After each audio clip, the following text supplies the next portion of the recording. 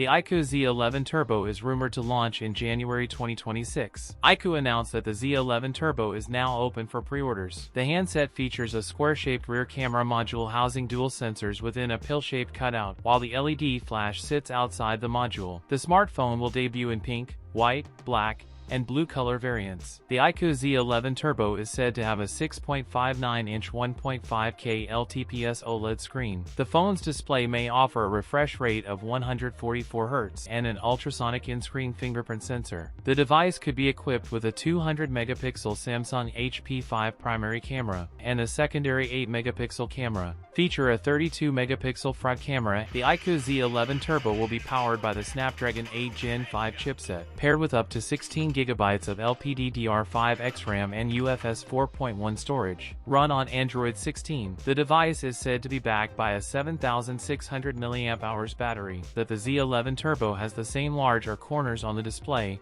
a metal middle frame. For durability, the device will offer an IP68/69 rated dust and water resistance. The iQOO executive confirmed that the device will be priced at around 2,500 yuan. That's it for today's video. If you enjoyed it, don't forget to like, comment, and subscribe for more content. Thanks for watching, and I'll see you in the next one.